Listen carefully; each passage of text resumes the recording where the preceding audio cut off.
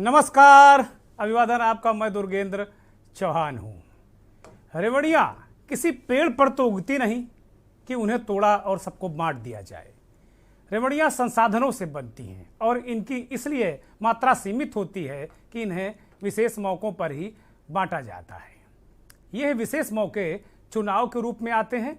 जहाँ चुनाव होते हैं वहीं रेवड़ियाँ बांट दी जाती हैं और जहाँ चुनाव हो जाते हैं वहाँ के लोगों से रेवड़ियाँ वापस ली जाती हैं, छीन ली जाती हैं। अब आप हिमाचल प्रदेश के मुख्यमंत्री जयराम ठाकुर को देखिए, वहाँ चुनाव होने वाले हैं विधानसभा के नवंबर में, तो उन्होंने 240 करोड़ रुपए की सब्सिडी के तौर पर हिमाचल वासियों को 125 यूनिट बिजली हर महीने फ्री का इंतजाम कर दिया। या यूं कहें कि उन्होंने हर हिमाचल वासी को 125 यूनिट बिजली फ्री देने का ऐलान कर दिया। उत्तर प्रदेश को अब देख लेते हैं। यहाँ तो मुफ्त राशन योजना के बाद यानी यहाँ मुफ्त राशन योजना अब रोक दी गई है और अब शादी अनुदान जो 20,000 रुपये मिल रहा था वो फिलहाल बंद कर लिया गया है और इसके लिए समाज कल्याण विभाग से यह अनुदान मिलता था। समाज कल्याण विभाग ने इस योजना को सरकारी पोर्टल से हटाने के लिए NIC को एक चिट्ठी भी लिख दी है। यानी कि सुप्रीम कोर्ट में जिस विषय पर यानी रेवड़ी कल्चर पर बहस जारी है उसी विषय पर यूपी ने आगे कदम बढ़ाते हुए भविष्य की शुरुआत कर दी है और शादी अनुदान को भी बंद कर दिया है। या यूं कहें कि भविष्य के जो रोड मैप है, जो प्रधानमंत्री ने एक रोड मैप देने की कोशिश की देश को कि रेवड़ी कल्चर से बहुत बड़ा नुकसान इस देश को होने जा रहा है। उन्होंने उत्तर प्रदेश के जालौन में की एक जनसभा में उन्होंने रेवड़ी कल्चर पर हमला किया था और रेवड़ी बांटने वाले दलों को आड़े हाथों लेते हुए कहा था कि वो सत्ता के लिए देश का बहुत बड़ा नुकसान कर रहे हैं। बात यूपी की ही कर रहे हैं। उत्तर प्रदेश के मुख्यमंत्री योगी आदित्यनाथ फिजूल खर्ची के सख्त खिलाफ हैं, ये सब जानते हैं। सरकारी कार्यक्रमों में बुके की जगह उन्होंने एक फूल देने का कल्चर यहाँ ईजाद किया और दूसरे सभी गैर जरूरी खर्चों पर वह पहले ही रोक लगा चुके हैं। यानी अब बारी है उन सरकारी योजनाओं की जो राजकोष पर लोड बढ़ा रहे हैं, भार बढ़ा रहे हैं। अर्थव्यवस्था लगातार संकेत दे रही है कि हमें वित्तीय फैसलों को सोच समझकर करना होगा, नहीं तो हमें गंभीर परिणाम भुगतने होंगे। मंथन में आज इसी पर बात करेंगे।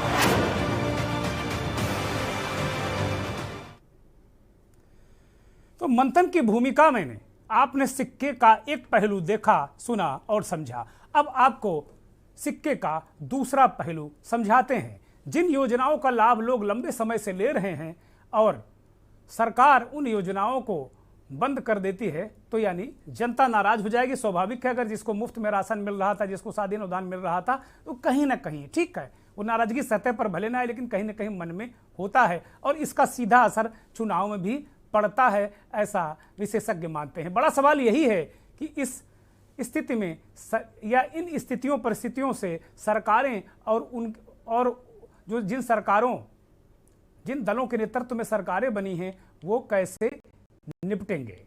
अगर अनुदान और योजनाओं की बात करें तो देश के प्रत्येक राज्यों के क्षेत्रीय राजनीतिक दलों की राजनीति इन्हीं योजनाओं पर टिकी रही है और इन्हीं योजनाओं के इर्द गिर्द चलती रही है, इसमें कहीं कोई संदेह नहीं। केंद्र सरकार की जो योजनाएं हैं उन पर हथौड़ा चलाने जो केंद्र सरकार है वो इस तरह की जो रेवड़ी वाली योजनाएं हैं उन पर पूरी तरीके से हथौड़ा चलाने की बिल्कुल एक तरीके से तैयारी कर चुकी है और नरेंद्र मोदी ये मान चुके हैं कि इससे देश को बहुत बड़ा नुकसान होने जा रहा है और वह योजनाओं को खत्म करके क्षेत्रीय दलों की जो जनता के बीच इनकी धार है, राजनीतिक विश्लेषक ये भी कहते हैं कि जो क्षेत्रीय दलों का प्रभाव है जनता के बीच इन योजनाओं और तथाकथित रेवड़ियों के बल पर उनको भारतीय जनता पार्टी के नेतृत्व वाली सरकार या सरकारें कम करना चाहती हैं। दिल्ली की केजरीवाल सरकार कोर्ट में इस लड़ाई को मजबूती से लड़ रही है, जबकि दूसरे अन्य क्षेत्रीय दल अभी तक इस विषय पर अभी कोई राय बना नहीं पाए हैं। तो कुल मिलाकर अगर देखा जाए तो कुल मिलाकर यही एक पूरा इर्द गिर्द मसला पूरा इसी के इर्द गिर्द है, रेवड़ी कल्चर। और इसको लेकर जो हमने आज चर्चा की, पूरी बातचीत आपके सामने एक तरीके से रखी। और कुल मिलाकर अगर देखा जाए तो ये रेवड़ी कल्चर को लेकर एक लंबी बहस देश में भी छिड़ रही है, और केजरीवाल और उनके मंत्री, उनके उप मुख्यमंत्री इस बात को कह रहे हैं कि भाई अगर एक अच्छा स्कूल बनाकर हम किसी को दे देते हैं, किसी को मुफ्त शिक्षा दे देते हैं, तो उसे आप रेवड़ी कैसे कह सकते हैं? अगर अस्पताल में मुफ्त दवाइयाँ लोगों को मिल रही हैं और हम जो भ्रष्टाचार का लीकेज है उसको बंद करके अगर मुफ्त में दवाइयाँ दे रहे हैं, तो ये रेवड़ी कल्चर कहाँ है? रेवड़ी कल्चर और ज़रूरत, या जिसको हम कहते हैं कि भारत एक वेलफेयर स्टेट है। दुनिया में ऐसे 37 देश हैं जहां बहुत सारी चीज़ें मुफ्त में हैं, दवाई, बिजली, पानी, पढ़ाई लिखाई, बहुत सारी चीज़ें फ्री हैं, और बेरोजगारी भत्ता भी ये देश दे रहे हैं। तो जाहिर सी बात है कि वेलफेयर स्टेट की बात होती, लेकिन जब भी अब वेलफेयर स्टेट की बात हम भारत में करते हैं या लोगों से करते हैं, बुद्धिजीवियों से करते हैं, तो अब वो इस पर बहुत इंटरेस्ट नहीं दिखाते। वो कहते हैं कि भाई भार पड़ रहा है खजाने पर, और बार बार वो इस बात के लिए डराते हैं कि कहीं आपकी स्थिति श्रीलंका जैसी ना हो जाए अगर यही इसी तरह मुफ्त में लोगों को आप देते रहे। तो मुफ्त कल्चर में तो सभी दल डूबे हुए हैं, और ये बात सुप्रीम कोर्ट के जो हाल में ही रिटायर हुए जज रमन्ना साहब ने इस बात को कहा, आखिरी जो हियरिंग थी उन्होंने इस बात को कहा कि लगभग सारे दल रेवड़ियां चाहते हैं, रेवड़ियों के दम पर सत्ता में बने रहना चाहते हैं। उन्होंने साफ तौर पर कहा, और बहुत सारी बातें रेवड़ी कल्चर को लेकर कहीं। लेकिन उत्तर प्रदेश में शादी अनुदान बंद करने की बात हुई है, राशन जाहिर सी बात अनंत काल तक आप दे नहीं सकते क्योंकि बहुत खजानों में बोझ पड़ेगा। तो जो राशन मुफ्त मिल रहा था, अभी कुछ दिनों पहले यह खबर आई थी कि अब जो राशन वाले कोटेदार हैं वो गेहूं नहीं दे रहे हैं, चावल दे रहे हैं। अब गेहूं कह रहे हैं कि है नहीं, और इसके अलावा वो 4 किलो 5 किलो गेहूं काट भी ले रहे हैं। किस बात का काट ले रहे हैं ये बता भी नहीं रहे हैं। तो कुल मिलाकर अगर ये स्थिति देखी जाए तो अपने आप में एक अजब सा माहौल बन रहा है। हालांकि अभी जो केंद्र सरकार की योजना है वो जारी है, लेकिन राज्य सरकार ने अब एक तरीके से ये मान लिया है कि अब वो बहुत ज़्यादा बोझ सहने की स्थिति में नहीं है। सरकारी खजाने पर ज़्यादा लोड सेहत खराब कर सकता है, सरकार की आर्थिक सेहत खराब कर सकता है।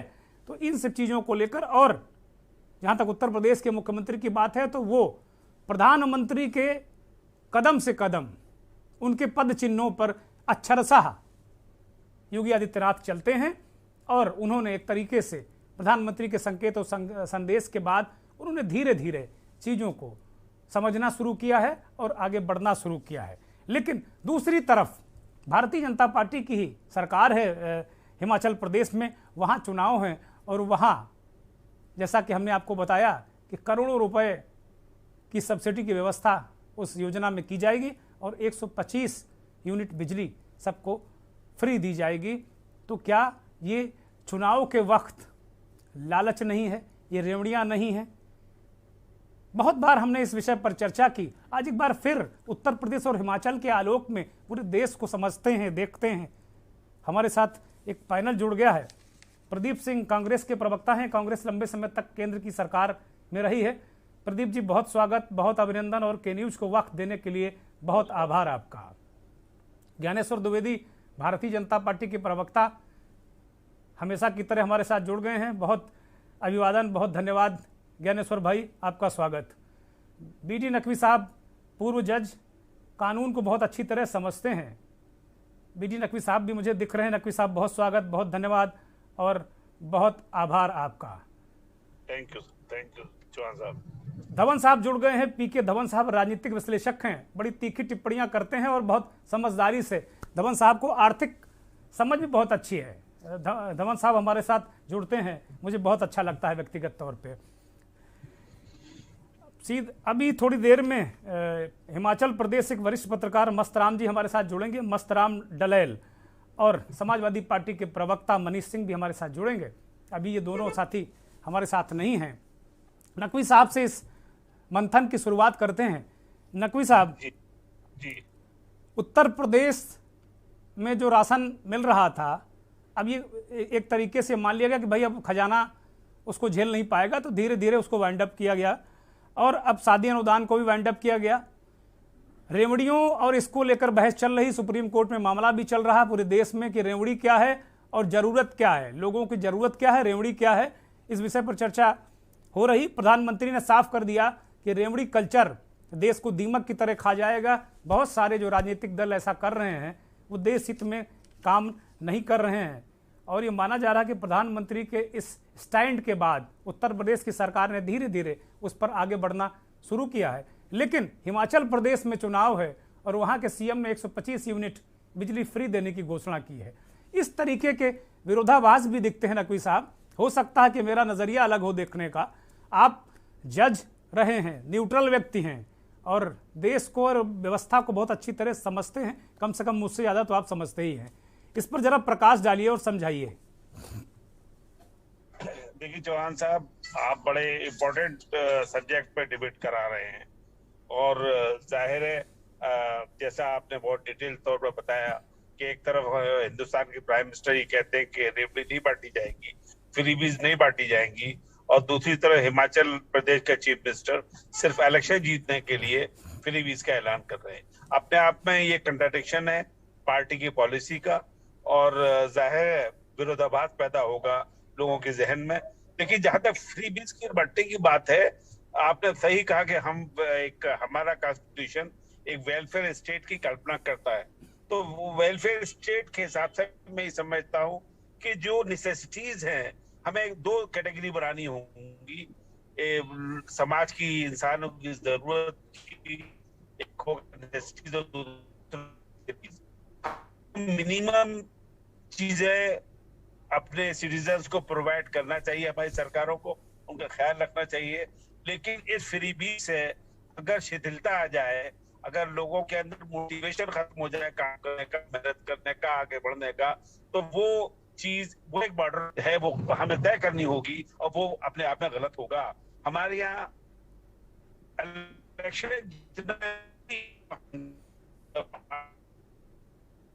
नकवी साहब की आवाज़ हम तक नहीं पहुंच रही, हमारे दर्शकों तक नहीं पहुंच रही, कोई नेटवर्क का व्यवधान है। हिमाचल प्रदेश से वरिष्ठ पत्रकार मस्तराम डलैल जी हमारे साथ जुड़ गए। इस बीच बहुत स्वागत आपका, बहुत अभिनंदन, और के न्यूज़ को वक्त देने के लिए मस्तराम जी बहुत आभार आपका, बहुत धन्यवाद।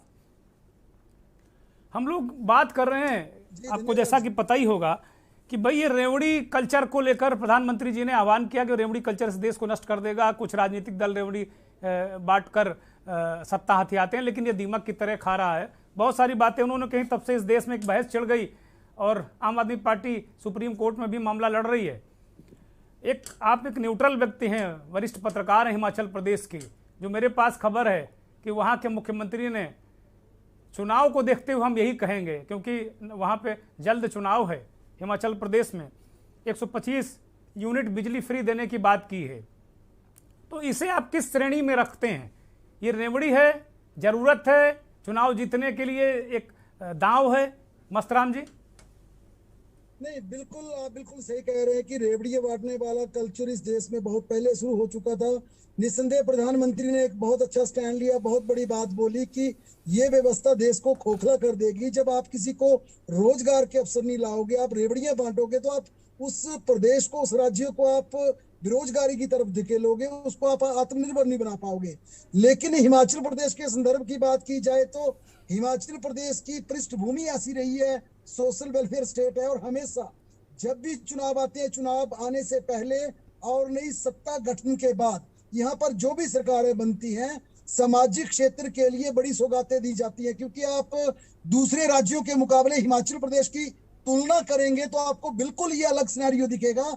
क्योंकि हिमाचल प्रदेश हमेशा से देखा गया, आप यहाँ पे महिला सुरक्षा की बात की जाए या फिर विमेन पेंशन्स की बात की जाए, सोशल सेक्टर की बात की जाए, दिहाड़ीदारों की बात की जाए, हिमाचल प्रदेश में जो भी सरकारें रही हैं हमेशा सोशल सेक्टर की बात करती हैं। तो ये जरूर बिल्कुल मुख्यमंत्री जयराम ठाकुर का ये प्रयास है कि चुनावों से ठीक पहले 125 यूनिट बिजली के साथ ग्रामीण क्षेत्रों में यहाँ पर पानी फ्री कर दिया गया। ये बड़ी सौगात क्षेत्रों में दी गई है। हिमाचल प्रदेश में महिलाओं का बस किराया 25% छूट दी गई है। ये तमाम रेवड़ियां हम कह सकते हैं बांटी हैं। लेकिन प्रदेश का अगर अतीत देखा जाए ये पहली बार नहीं हुआ कांग्रेस ने ये रेवड़ियां बांटी हैं। भारतीय जनता पार्टी की दूसरी सरकारों ने भी ऐसी रेवड़ियां बांटी है। और इन्हीं रेवड़ियां बांटते बांटते तमाम जितने भी राजनीतिक दल हैं वो सत्ता हथियाने के यहाँ पर प्रयास करते हैं। जी मस्तराम जी, बड़ा विरोधाभास है। प्रधानमंत्री कहते हैं रेवड़ी दीमक की तरह खा रही है, और उन्हीं का मुख्यमंत्री पानी भी फ्री, बिजली फ्री, आओ जाओ फ्री, खाओ भी फ्री। ये तो बड़ी विरोधाभास है ना एक ही दल के अंदर। देखिए, मुख्यमंत्री जयराम ठाकुर की हिमाचल प्रदेश में ये घोषणा 15 अप्रैल को हुई थी जब हिमाचल दिवस चंबा जिला में मनाया गया था। उसके पहले आम आदमी पार्टी ने जिस प्रकार से एक बड़ी घोषणाएं पंजाब में की और उसी के दम पे वहां पर सत्ता में काबिज हुई आम आदमी पार्टी। मुझे लगता है कहीं ना कहीं ये भारतीय जनता पार्टी की राष्ट्रीय स्तर पर एक सोच हो सकती है कि जिस प्रकार से कमजोर, क्योंकि राष्ट्रीय अध्यक्ष जगत प्रकाश नड्डा भी हिमाचल से आते हैं, आपको पता ही होगा, आप उस राज्य की नुमाइंदगी करते हैं, तो नड्डा भी वहीं से आते हैं। तो क्या आम आदमी पार्टी से सबसे ज्यादा डर गए हैं, चाहे हिमाचल हो चाहे अन्य राज्य हो? ये मानना पड़ेगा, ये कड़वी सच्चाई है कि आम आदमी पार्टी से भारतीय जनता पार्टी डरी है। क्योंकि आज विपक्ष की भूमिका में देखें तो कांग्रेस का इतना डर भारतीय जनता पार्टी को नहीं है।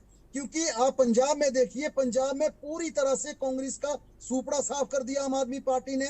हिमाचल प्रदेश में भी अब ये बड़ा डर सताने लगा है सत्तारूढ़ दल भारतीय जनता पार्टी को कि इस बार जरूर आम आदमी पार्टी नो करेगी, अगली बार बड़ी परेशानी बन सकती है। क्योंकि यहाँ पर जो राष्ट्रीय स्तर पर आप सिनेरियो देखते हैं कि कांग्रेस का बिखराव है, टूट चुकी है, वहां पर पूछने वाला कोई नहीं है। प्रदेश के नेता जिस प्रकार से दिल्ली जाते हैं वापस लौट कर आते हैं, तो वहां पर कोई कांग्रेस का बड़ा ऐसा नेता नहीं है जो अपने प्रदेश के नेताओं को सहेज कर या संभाल कर रख सके।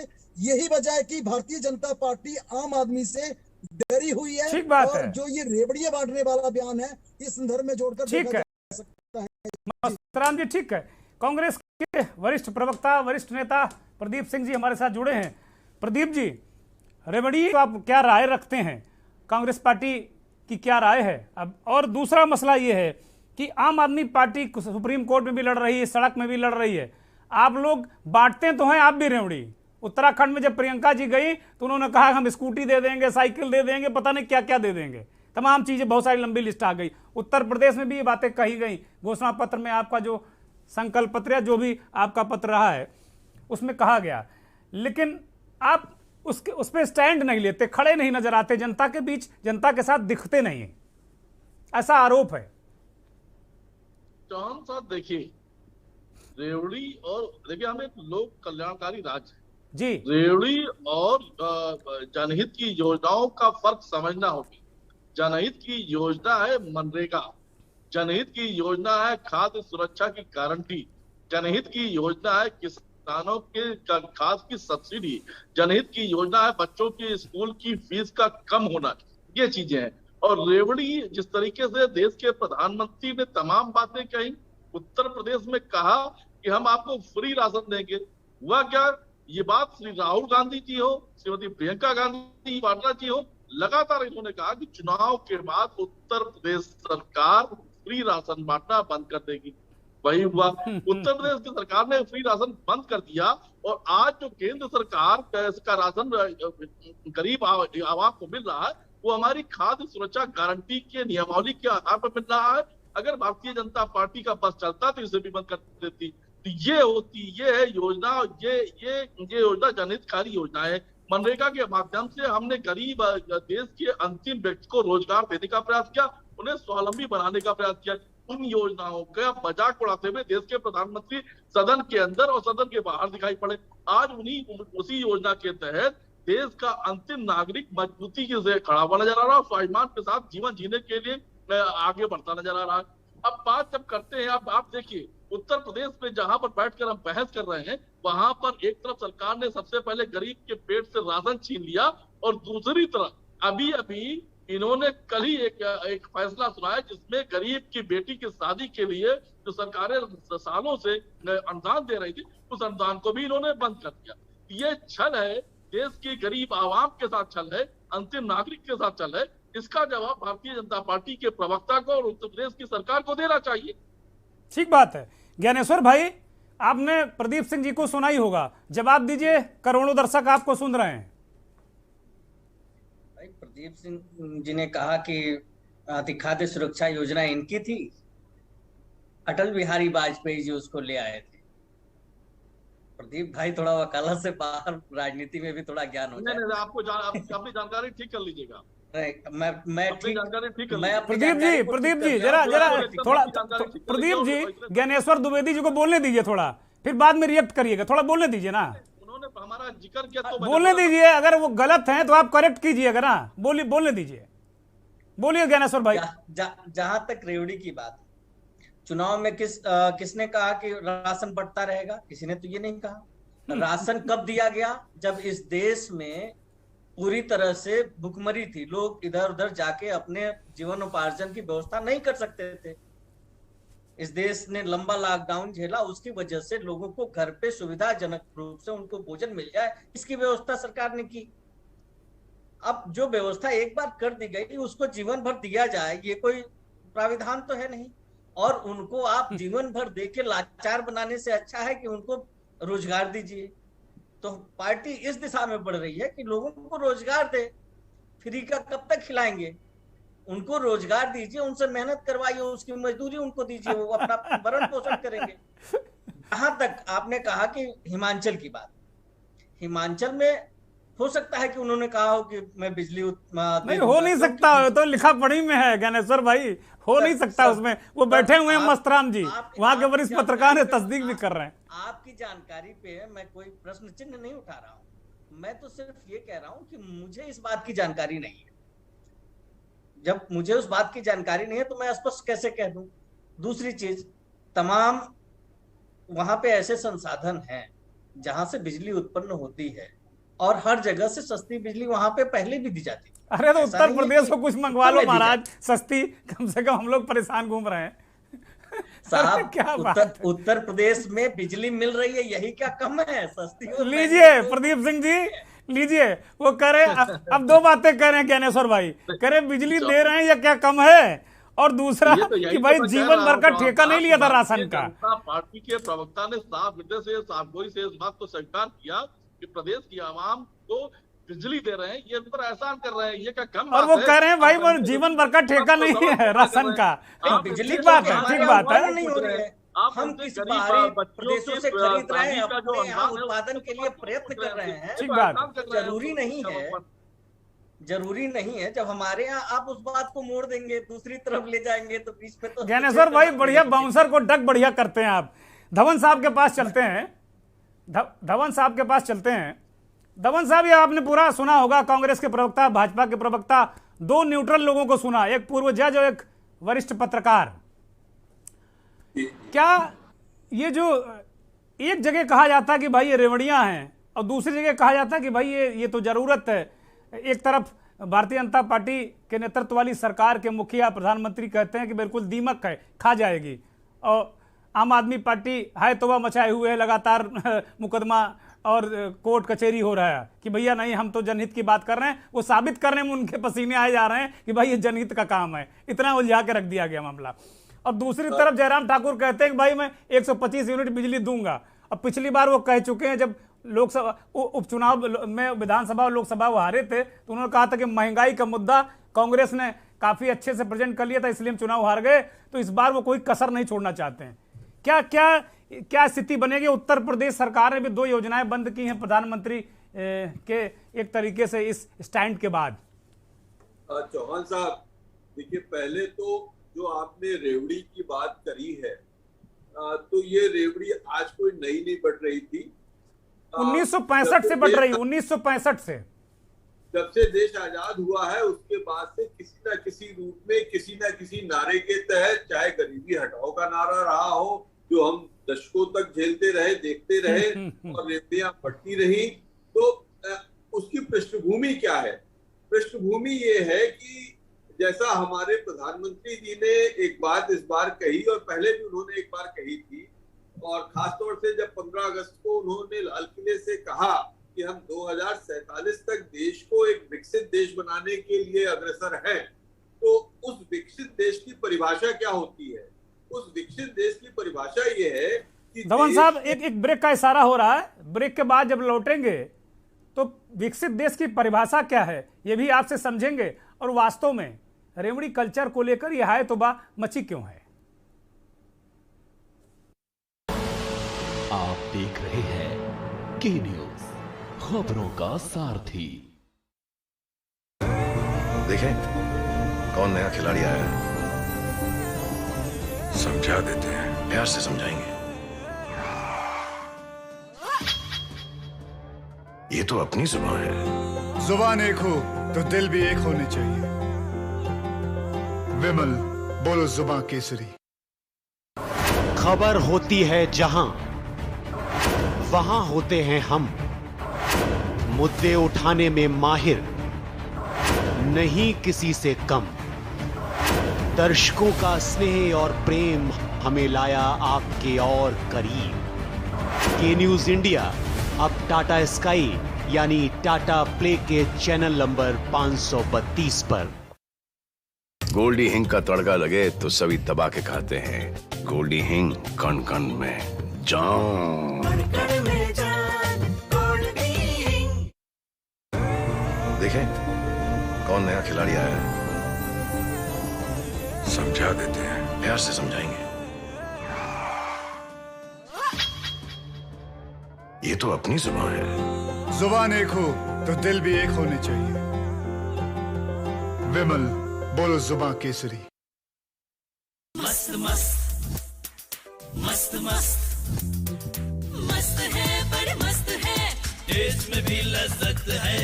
बावर्ची की सोया बड़ी बड़ी मस्त है। बावर्ची न्यूट्री सोया बड़ी, इसमें है हाई प्रोटीन जो खाने को बनाए एक हेल्थी डाइट, और टेस्ट में बड़ी मस्त है। Servocon Energy Efficient Transformers, India's fastest growing transformer manufacturer and exporter, up to 50 MVA. Servocon, रखे सब कंट्रोल में। देखें कौन नया खिलाड़ी आया है, समझा देते हैं, प्यार से समझाएंगे। ये तो अपनी जुबान है। जुबान एक हो तो दिल भी एक होने चाहिए। विमल बोलो जुबान केसरी। आप देख रहे हैं के न्यूज, खबरों का सारथी।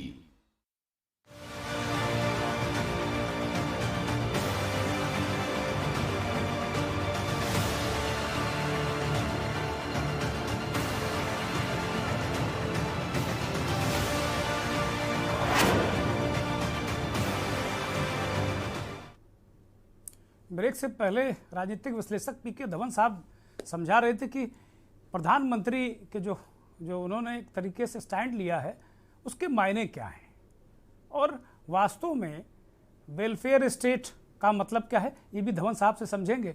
सीधे धवन साहब के पास चलते हैं। धवन साहब, आप ब्रेक से पहले प्रधानमंत्री जी का जो स्टैंड है उसके मंतव्य, उसकी दशा और दिशा के बारे में हमारे दर्शकों को समझा रहे थे, कृपया कंटिन्यू करें।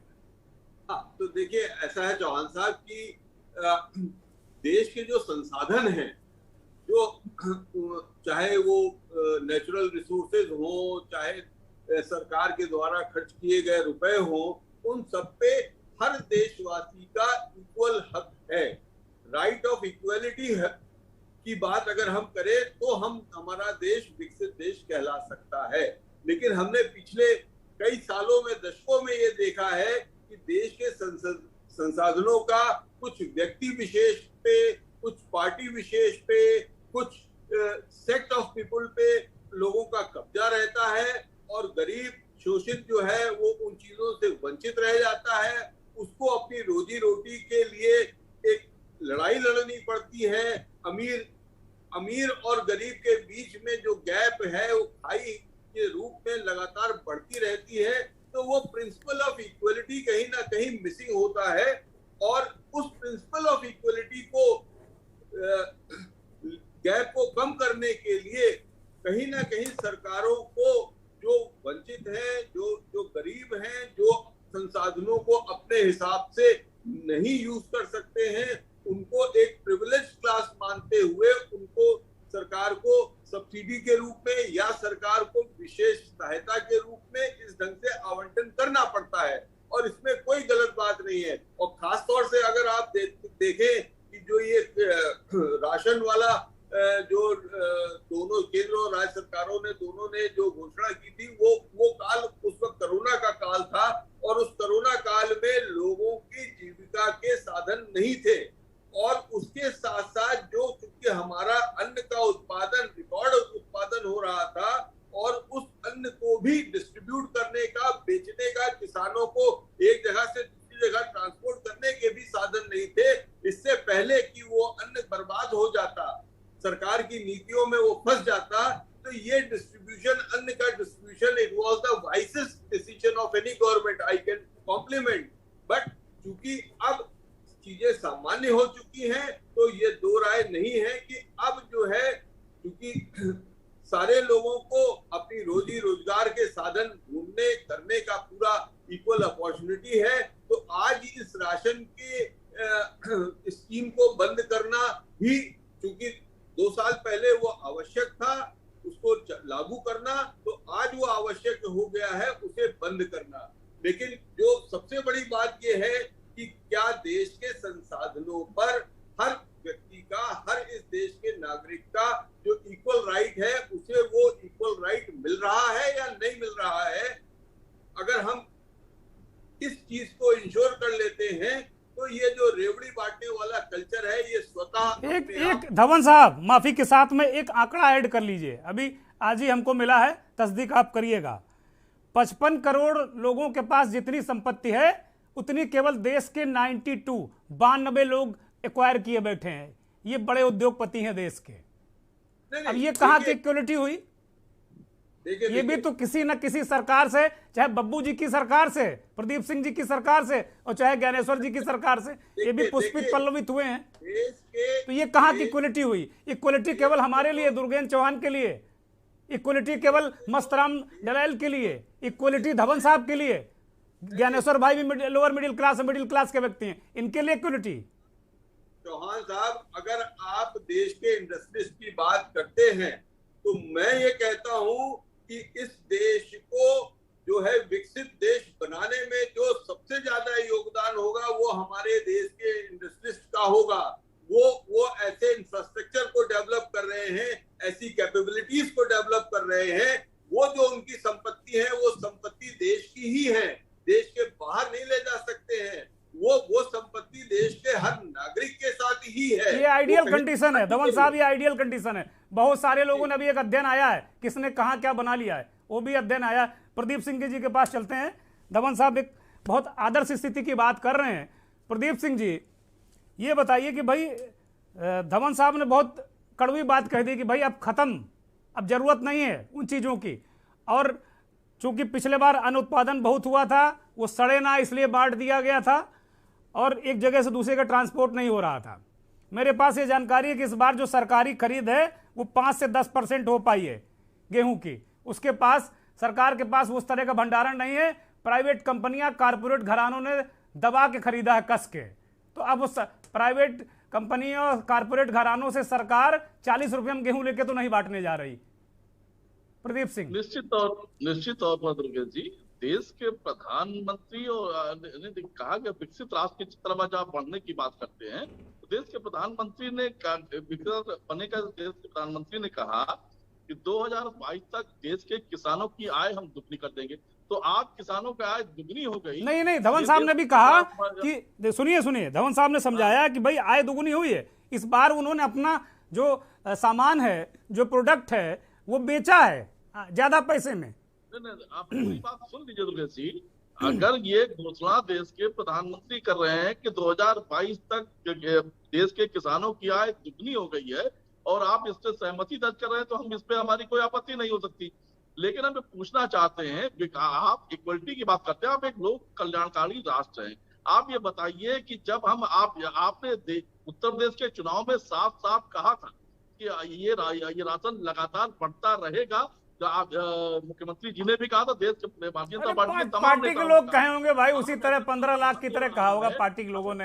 अब सर मुख्यमंत्री जी ने नहीं कहा होगा, बब्बू जी ज्ञानेश्वर भाई मुस्कुरा रहे हैं, अभी बताएंगे मुख्यमंत्री ने कहा तक नहीं कहा था। पार्टी के लोग कह देते हैं बहुत सारी बातें, उनको सारा थोड़ी ऑन करेंगे। वो लोग सरकार चला रहे हैं, ऐसा थोड़ी कोई धर्मशाला थोड़ी है भाई। जो सड़कों पर चलते हुए उत्तर प्रदेश की धरती पर उन्होंने अपनी जानें दी हैं, क्या भारतीय जनता पार्टी के सरकार ने इक्वलिटी देखते हुए उनके लिए कोई ऐसी व्यवस्था की थी क्या उसी कार्यकाल में 2-2 लाख रुपए में ऑक्सीजन के सिलेंडर बिके? इस पर भी भारतीय जनता पार्टी की सरकार या उनके प्रवक्ता कुछ बोलेंगे क्या? क्या आप जहां साधे उखड़ रही हो, लोग सड़कों पे लड़खड़ा रहे हो और माँ गंगा के किनारे आपको रामनामी ओढ़े हुए तमाम हमारे प्रियजनों की लाशें दिखाई पड़ रही हैं, उसमें तैरती दिखाई पड़ रही हैं। अब वो बता दिया वहाँ के, वो बता दें प्रयागराज में ये रवायत है ऐसा करने की। वहाँ फाफा मऊ पुल के नीचे बताते हैं कि आन दिनों में दफनाया, गंगा के बालू में दफना दिया जाता है। भाई ज्ञानेश्वर द्विवेदी कुछ कह रहे हैं, प्रदीप जी उनको सुन लीजिए फिर जवाब दीजिएगा। और एक मेरा सवाल भी है, अभी ज्ञानेश्वर भाई कह रहे थे जिस खाद्य गारंटी की बात आप कर रहे हैं वो अटल जी ने की। भाई अटल जी की योजना आप लोगों ने चुरा ली, क्या बात है? नहीं ये प्रदीप भैया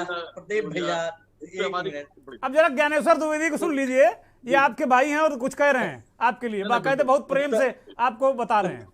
उत्तर प्रदेश में इन्होंने कहा अभी कि उत्तर प्रदेश में कोरोना काल में जो लोग पैदल आ रहे थे, मर गए, उनकी सहायता। अरे हम तो कर ही रहे थे, आपकी तरह हम स्कूटर का और मोटरसाइकिल का नंबर तो नोट नहीं करा रहे थे सरकार के पास।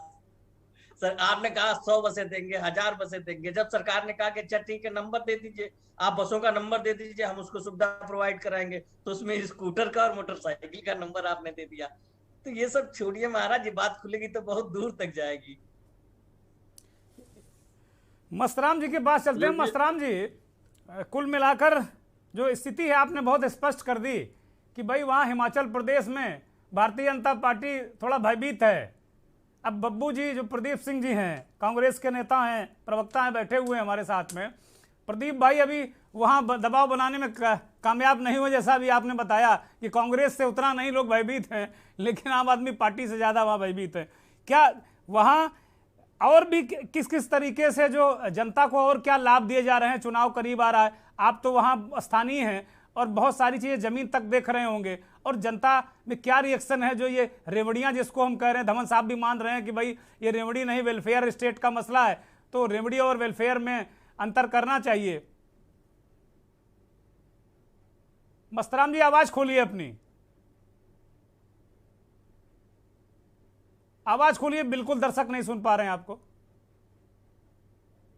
जी आ रही है आवाज, आ रही है? हाँ दर्शक सुन रहे हैं, बोलिए। हाँ मैं ये बात कर रहा हूँ, हिमाचल प्रदेश की परिस्थितियां अन्य राज्यों के मुकाबले बिल्कुल भिन्न है। क्योंकि अगर भौगोलिक परिस्थितियां देखें तो यहाँ पर जो एक महिला गांव से चलती है, उसके लिए उसकी लाइफ लाइन सिर्फ बस है, और बस है, बस के सिवा कुछ नहीं है। इसलिए अगर यहाँ की भारतीय जनता पार्टी की सरकार प्रधानमंत्री मोदी के रेवड़ियों के बयान के विपरीत जाकर अगर महिलाओं को 25% बस किराए में छूट देती है तो ये वेलफेयर स्टेट का हिस्सा है, क्योंकि ये हिमाचल प्रदेश की जरूरत है। दूसरा, जो 125 यूनिट बिजली का मुख्यमंत्री जयराम ठाकुर का हिमाचल में फैसला था, वो 15 अप्रैल को चंबा में की गई घोषणा थी, जबकि प्रधानमंत्री का बयान बाद में आया शायद। यानी कि इस पूरे संदर्भ को देखा जाए तो हिमाचल प्रदेश को रेवड़ियों के बयान से बिल्कुल नहीं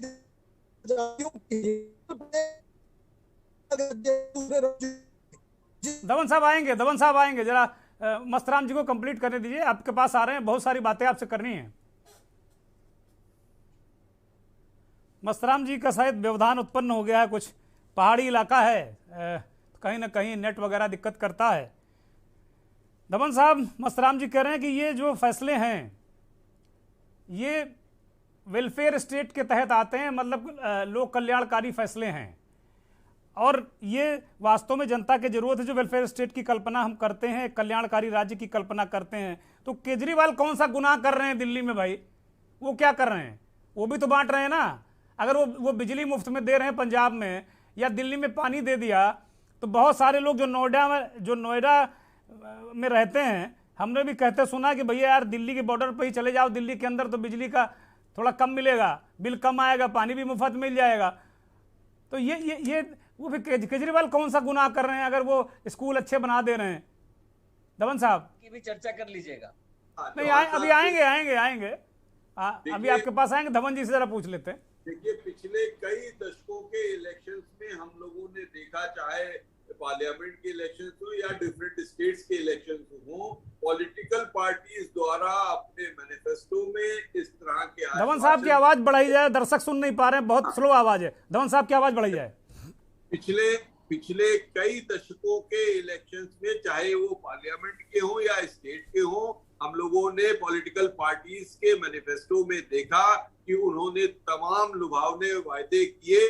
कुछ सरकारों ने, आने वाली सरकारों ने उसको फुलफिल भी किया और कुछ ने नहीं भी किया। तो जिस ढंग से सुप्रीम कोर्ट ने इस बात को अपने इशू में रखा और अपने एजेंडा में रखा, अपने डिस्कशन में कोर्ट ने जिक्र किया, और उसके बाद प्रधानमंत्री जी ने जिस ढंग से इस विषय को उठाया हुआ है, तो आज ये बहुत ही अपॉर्चुनेट टाइम है जब कि इन फ्रीबीज को लेके एक इलेक्शन कोड ऑफ कंडक्ट जरूर बनना चाहिए, और ताकि आने वाले समय में कोई भी पॉलिटिकल पार्टी अगर वो किसी भी तरीके का फ्रीबीज का डिस्क्लोजर कमिटमेंट करती है, तो उसका कमिटमेंट इसके साथ आना चाहिए कि उसके लिए फंड्स कहां से आएंगे, उसके लाभार्थी कौन होंगे, उन लाभार्थी का में डिस्ट्रीब्यूशन कैसे। और धवन साहब ये भी शामिल किया जाना चाहिए कि अगर मान लीजिए ज्ञानेश्वर द्विवेदी जी कोई कमिटमेंट करते हैं जनता से और वो समयबद्ध तरीके से पूरा नहीं करते हैं, तो फिर इनकी पार्टी को खतरे में डाल देना चाहिए। इनकी पार्टी, कोई भी पार्टी हो, वो जिस आधार पर आई है, वो आधार अगर उससे वो हटते हैं तो उनको वो सीट और उनको वो पोजीशन वैकेट कर देनी चाहिए। तो पर्पस ये है, शायद जिस ढंग से सुप्रीम कोर्ट ने और बाद में प्रधानमंत्री जी ने इस इशू को आज पब्लिक डोमेन में डिस्कशंस के लिए उठाया है, उसका पर्पस ये है कि एक proper code of conduct establish हो जाए with regard to subsidies, with regard to रेवड़ीज, जो फ्रीबीज बढ़ती हैं, उसका पब्लिक को छलावा ना हो सके, पब्लिक उसके बहकावे में ना आ सके।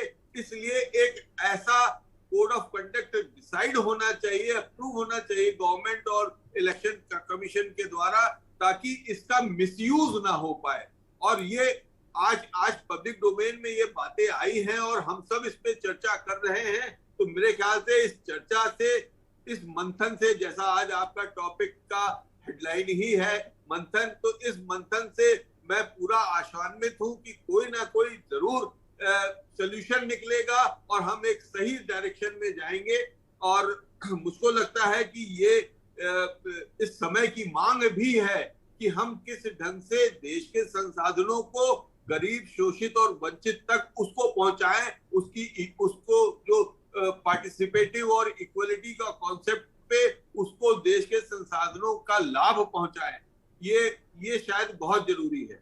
प्रदीप सिंह जी, बहुत बढ़िया बातें धवन साहब ने की, और बहुत तराजू लेकर बिल्कुल नाप तौल कर, बिल्कुल 1% इधर उधर नहीं, बिल्कुल कांटा सीधा रखा है धवन साहब ने, और बिल्कुल सीधी और सपाट बातें कही हैं, जो मुझे लगता है किसी भी जिसको देश प्रिय है उसको बुरी नहीं लगनी चाहिए। ये बताइए कि प्रधानमंत्री जी ने ऐसा बुरा क्या कह दिया? अगर वो कह रहे हैं कि भाई मुफ्तखोरी बंद करो, तो ऐसा बुरा क्या कह दिया है? और कि सब चारों तरफ लोग हल्ला मचाए हुए हैं। सवाल कंप्लीट करने दीजिए। और अगर चुनाव आयोग, हालांकि मुझे इसमें शक है, मैं अभी भी कह दे रहा हूं, मुझे शक है कि ये चुनाव आयोग इसमें कोई नियम कायदा बनाएगा, इसमें मुझे शक है। लेकिन अगर ऐसा करते हैं तो उस दिन इसी मंथन के मंच से मैं बिल्कुल चुनाव आयोग के सामने नतमस्तक हो जाऊंगा, और प्रधानमंत्री जी और जितने लोग हैं उनको मैं बार बार प्रणाम करूंगा इस मंच से, मंथन के इस मंच से मैं वादा कर रहा हूं। और इस बात को मैं अपने, कम से कम राजनीतिक दल भले ही भटक जाते हैं, लेकिन हम अपने वचन से नहीं भटकेंगे। हम जितनी बात कर रहे हैं, ज्ञानेश्वर जी को ही बुलाएंगे, प्रदीप जी को बुलाएंगे, आपको बुलाएंगे, और इस बात, अपने वचन को हम पूरा करेंगे कि भाई ये है। अगर चुनाव आयोग के पास ये चला जाता है तो ये बहुत बड़ी बात होगी। क्या कांग्रेस पार्टी अगर प्रधानमंत्री या भारतीय जनता पार्टी के लोग चुनाव आयोग के पास जाते हैं और कहते हैं कि भाई इस तरह का कोड ऑफ कंडक्ट बना दीजिए कि जो फ्री ब्रीज है और जो लोक कल्याणकारी है, जन कल्याणकारी है, वेलफेयर स्टेट है, उसमें एक अंतर हो जाए, और जो लोग कमिट करें अपने संकल्प पत्र में, घोषणा पत्र में, इत्यादि इत्यादि जो भी पत्र हैं चुनाव के सामने लाते हैं जनता के लिए, उस समय उसमें अगर कमिटमेंट पूरा नहीं करेंगे तो उनके लिए ये दंड है, उनके लिए ये डिस्क्वालिफिकेशन है। ये सब सारी कांग्रेस पार्टी क्या साथ देगी उनका?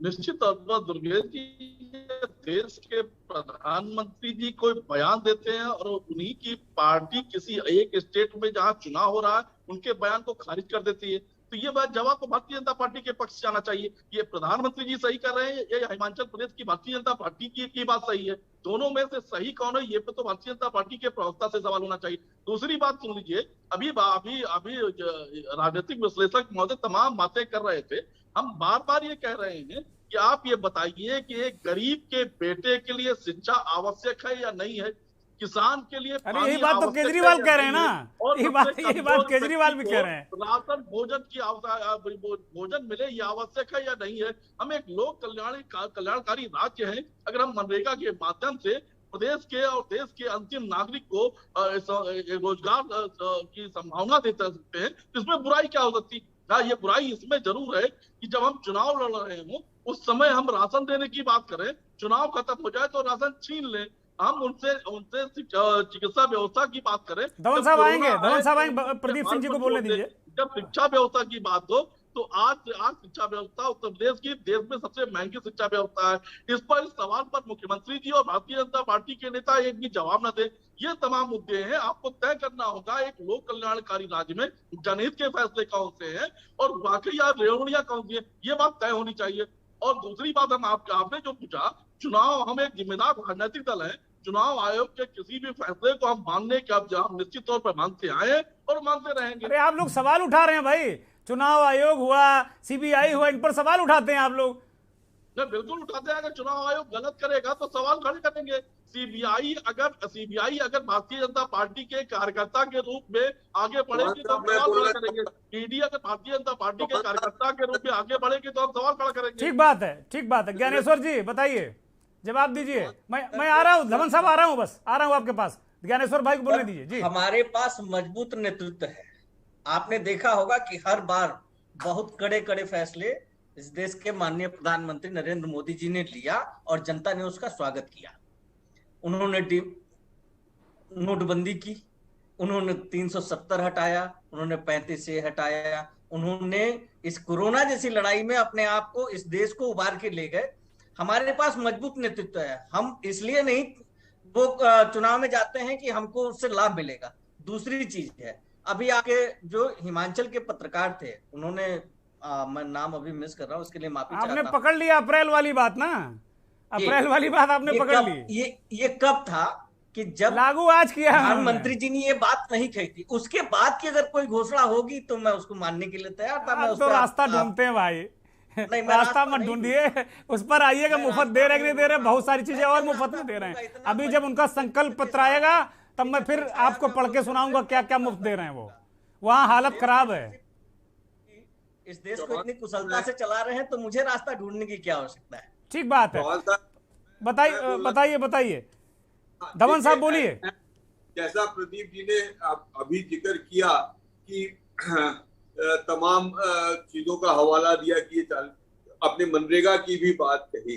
हम सब अगर देखें तो 2014 से पहले चाहे सब्सिडीज हो, चाहे गवर्नमेंट के नेचुरल रिसोर्सेज हो, कोल ब्लॉक्स के अलोकेशन हो, गैस सब्सिडी हो, गैस एजेंसीज का डिस्ट्रीब्यूशन हो, पेट्रोल पंप हो, इन सारे संसाधनों का डिस्ट्रीब्यूशन का जो मैकेनिज्म था वो कभी भी ट्रांसपेरेंट नहीं था। वो उस मैकेनिज्म से जो सब्सिडी का हकदार था उसको कभी वो सब्सिडी उसको मिलती नहीं थी, उसका मिसयूज था।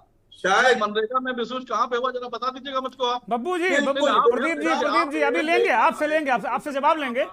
धवन साहब को जरा बोलने दीजिए, जवाब लेंगे आपसे। हम आपकी बातों का जवाब दे देंगे। बिल्कुल मनरेगा, बिल्कुल आपकी एक एक बात का जवाब देंगे, लेकिन आप कहिए कि आप भारतीय जनता पार्टी के प्रवक्ता हैं। जवाब देंगे आपकी बात का। प्रधानमंत्री जी ने भी कहा था कि ये मनरेगा आपकी 70 साल की विफलता का एक प्रतीक है और हम उसको जारी रखेंगे। आज वही मनरेगा है जिसकी दुहाई आप पूरी दुनिया में जाके दे रहे थे प्रधानमंत्री। आज उसी मनरेगा पे देश के प्रधानमंत्री लगातार वो योजना चलाते जा रहे हैं और सदन के अंदर जो जवाब देश के प्रधानमंत्री ने दिया था दोनों में अंतर आप जानते हैं। आप बताइए कि आप भारतीय जनता पार्टी के प्रवक्ता हैं, आप बताइए। ना ना ना ना ना ना ना ना ना ना ना ना ना प्रदीप भाई बिल्कुल नहीं, बिल्कुल नहीं। वो विश्लेषक हैं। मैं किसी ऐसे व्यक्ति को मंथन में नहीं बुलाता। मैं मंथन में ऐसे किसी व्यक्ति को नहीं बुलाता जो चोला कोई और पहने हो और व्यक्ति कोई और हो। मैं कतई नहीं बुलाता। और मुझे जिस दिन लग जाएगा कि धवन साहब का चोला कुछ और है अंदर कुछ और है, मैं नहीं बुलाऊंगा। मैं बहुत आदर के साथ कह रहा हूं, बिल्कुल नहीं। यहां किसी भी राजनीतिक व्यक्ति को यह कहने का बिल्कुल अधिकार मैं नहीं देता किसी पत्रकार या किसी राजनीतिक विश्लेषक पर वो चर्चा करे, क्योंकि हम बिल्कुल इस तरह के लोगों को बुलाते हैं जहां तक मेरी जानकारी। और जिस दिन लगेगा उस दिन माफी मांग लेंगे, हम कतई नहीं इस बात को करेंगे। बताइए प्रदीप जी, धवन साहब ने बहुत सारी बातें कही कि आपने कोल ब्लॉक, उन्होंने कहा कि भाई इक्वल डिस्ट्रीब्यूशन नहीं होता था, तो क्या अब हो रहा है? क्या अब इक्वल डिस्ट्रीब्यूशन हो रहा है? प्रदीप जी को मौका है। धवन साहब उनको मौका दीजिए बोलने का। आरोपी का आरोप सिद्ध हो गए और कौन किसको सजा हो गई, जरा बताइए। अगर हमारा भी ज्ञान बढ़ा दीजिए धवन साहब।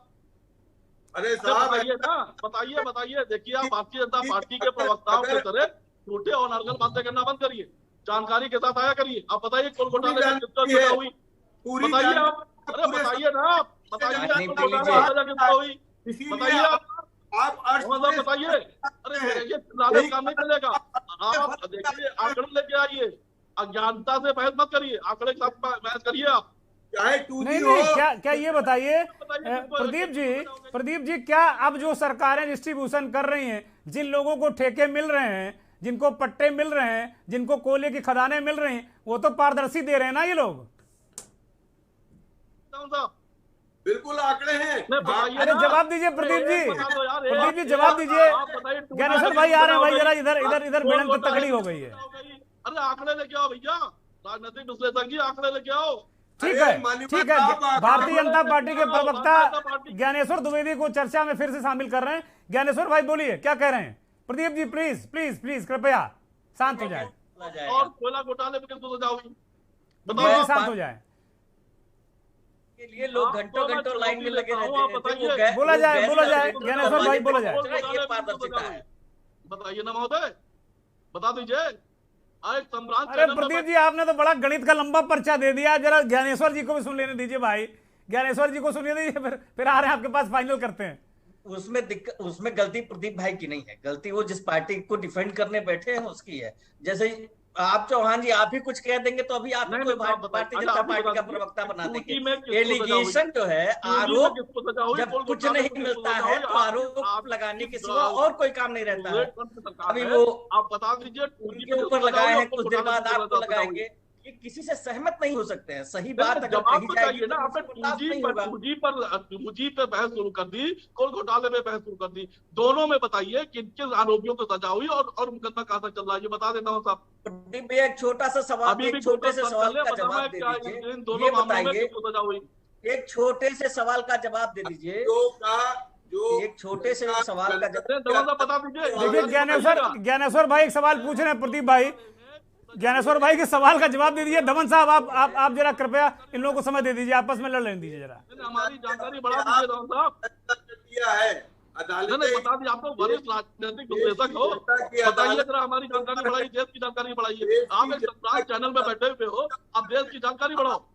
देश की जनता की अदालत सबसे ऊपर है और देश की जनता की अदालत ने, अच्छा इसका मतलब अदालत पर आपका विश्वास नहीं है? जैसे भारतीय जनता पार्टी को अदालतों पे विश्वास नहीं, वैसे आपको भी नहीं है। इसीलिए तो मैं कह रहा हूँ प्रदीप भैया अदालतों पे, सीबीआई पे, ईडी पे, भारत सरकार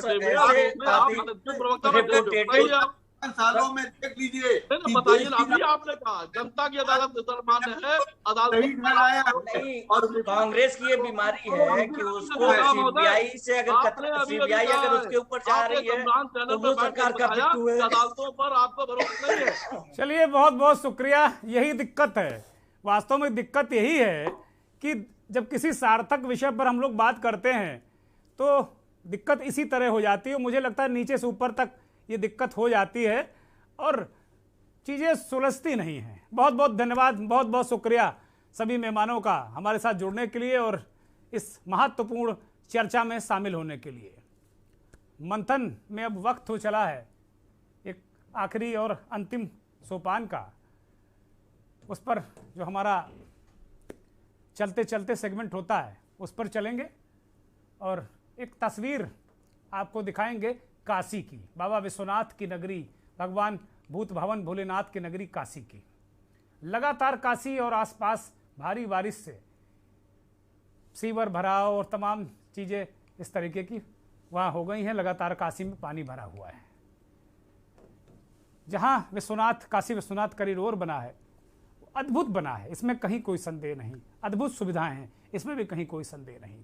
लेकिन वहाँ के प्रशासन, वहाँ का जो सिस्टम हैंडल करने वाले लोग हैं, उनके नाकारापन का भी एक नमूना आपको दिखाते हुए हम छोड़ जाएंगे। किस तरीके से वहाँ सीवर का पानी उफना रहा है और पतित पावनी गंगा जी में जा रहा है। आज मुख्यमंत्री योगी आदित्यनाथ वहाँ आए थे, उनके आने से ठीक पहले का यह दृश्य है। आप देखिए और तय कीजिए नाकारा कौन। बहुत बहुत धन्यवाद, नमस्कार।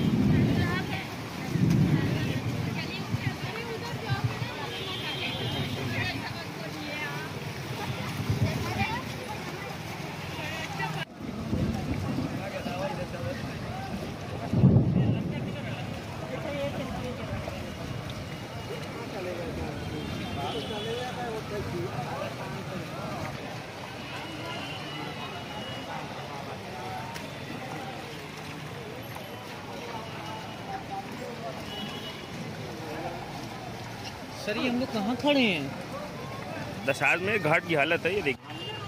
चला ऊपर करा।